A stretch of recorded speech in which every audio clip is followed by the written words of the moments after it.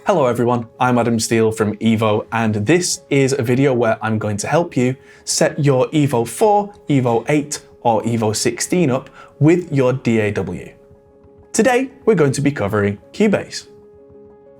First things first, we're going to want to plug in our interface. If it's an EVO 4 or EVO 8, we're going to want to plug the USB-C connection straight into our Mac or PC. If we're using a Mac, it's likely going to be a USB-C to C cable.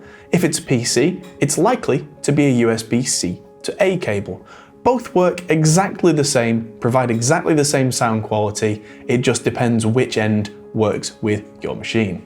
Next, we're going to look at drivers. Whilst it is true that many Macs and PCs will work to some extent with an EVO interface without any extra software, we highly recommend that you get the drivers from the EVO website. These will give you the best functionality, the most performance with your DAW, and the best overall experience. So head to evo.audio in your browser. So here we are at the evo.audio website, and we're going to go to the top to Products and select the audio interface from here that is exactly the one that you own. In my case here, it's the EVO 4. Head down the page a little bit and we will see a Downloads tab. Give this a click. And we bring up a page with the documents, including the manuals if you want to read in detail, and also the drivers at the bottom of the page for Mac and Windows. Select the one that is relevant to you, get that downloaded and install that on your computer, and I'll see you back here shortly. Once the EVO app is installed on your computer, you will now have this running in the top right corner on macOS and in the bottom right on Windows with the letter E. If we give that a click, then we can click Show EVO Control or to show the mixer for the EVO 8 and EVO 16. The EVO Control for the EVO 4 is a nice way to look at exactly the same features that are available on the front of the hardware.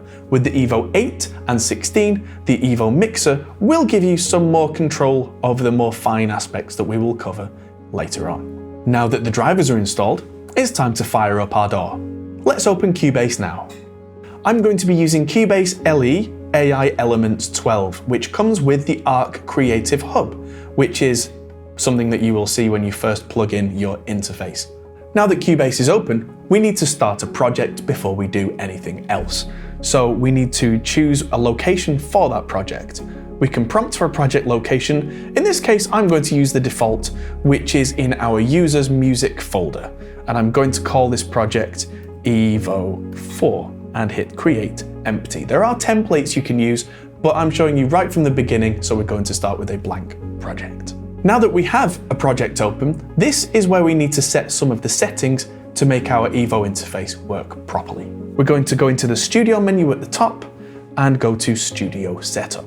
The first thing that comes up here is our audio system, which is very important to us. This is what chooses the EVO 4, EVO 8 or EVO 16 to be our main interface and to be the thing that our DAW revolves around. So we're going to choose our ACO driver, and in this case I'm choosing EVO 4. It's going to ask, do I want to switch the ACO driver? And we do, so I'm going to click switch.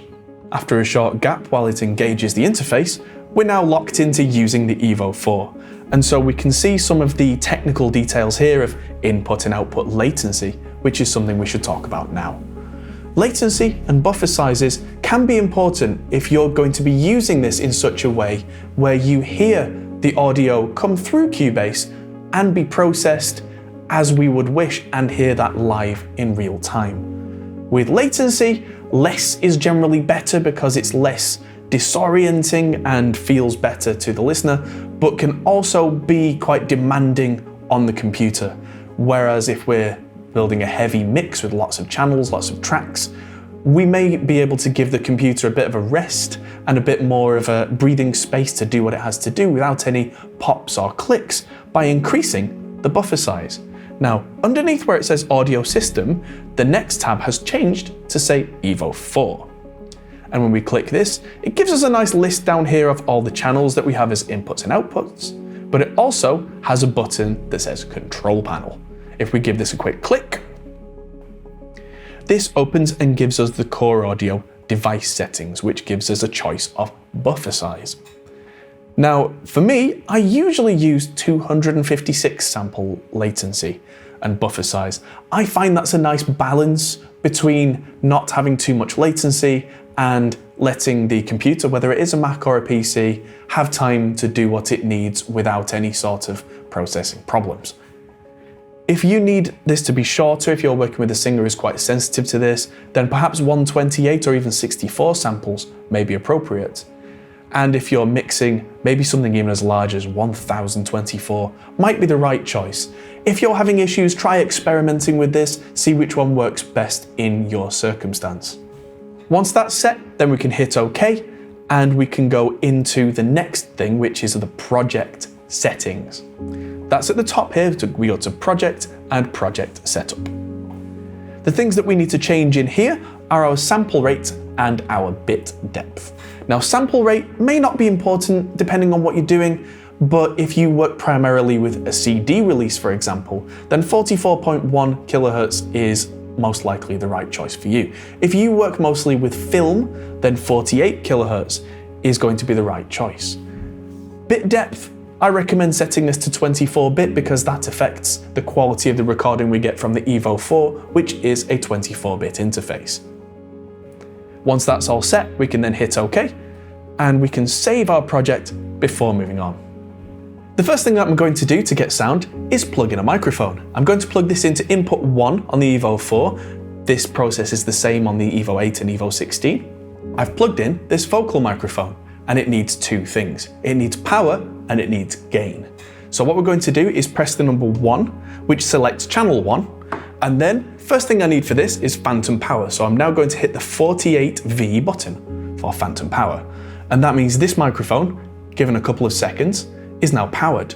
The next thing it needs is gain. And we have two choices there. Either we can do that by hitting number 1 and then manually selecting the amount of gain that we need from the large knob on the front of the EVO interface, or we can use the Smart Gain feature. Check out Smart Gain in the manual and on some of the other videos here. Now that we have our microphone working and we can see the little white dots moving on the EVO interface, now we need to get that into Cubase. So we're going to right click in this big blank section here, and it gives us choices to add different tracks. And we want an audio track. I'm going to click Add Audio Track, and then under Configuration, because this is a single microphone, I'm going to make sure this is chosen to be mono, and the audio outputs by default are stereo out, which is the main 1 and 2. On an EVO 4, those are the outputs. On the EVO 8 and 16, those are outputs 1 and 2, which by default will feed the headphones and will feed the monitor outputs. You can change those in the mixer software, but that's getting a little advanced. Let's hit Add Track here. And now we can see Audio 01, and we're almost ready to record. But the next thing is we need to be able to hear it. And we have a couple of ways to do that, and it's worth talking about them both. If we want to hear this through Cubase, then we need to click the button next to the record on the track, which is Monitor. That will light up yellow. Now we can do things on the left here with inserts, that's EQs, compressors, all that kind of thing, and we will hear that through Cubase. Alternatively, if we turn that off, we can go and see the EVO control, and here we can see our microphone gain, but if we click on this little fader icon, we can do exactly the same on the EVO 4 interface itself by pressing the button that looks exactly the same as the faders on there. And then as we change the control on the EVO 4, you can see on the screen this white dot moving around, which is mirrored on the interface. So all the way to the right means the audio we're going to hear is only coming from Cubase. And all the way to the left is audio we are only going to hear live from inputs 1 and 2 with near zero latency, which means this could be far more useful for certain musicians who need that near zero latency experience, but without any kind of processing. If it's all the way left though, you won't hear anything like backing tracks from Cubase, so likely you're going to want this to be somewhere in the middle, and then you can balance that as necessary. At this point, you may find you come across a strange artifact that I call ghosting, where you've got two voices happening at the same time, one with the near zero latency through the EVO 4 and a second copy coming through Cubase. This happens if the monitoring is turned on in Cubase and the monitoring is set to be routed through the EVO control or the EVO mixer. In this case, we need to turn one of these off. So whichever one it is that you want to turn off, if you need the effect or whether you need the zero latency, if it's in Cubase, we simply untick the speaker icon there, or if it's in the EVO control, then we need to make sure we're on the monitor selection and make sure that's all the way to the right. This way, we don't get that weird doubling effect. And that's it. So if there's anything else that you'd like us to answer for you, please feel free to leave a comment down below in the comments section. Otherwise, if there's anything else you still need, feel free to talk to us at our support. Thanks everybody for watching, good luck and have fun, and we'll see you soon.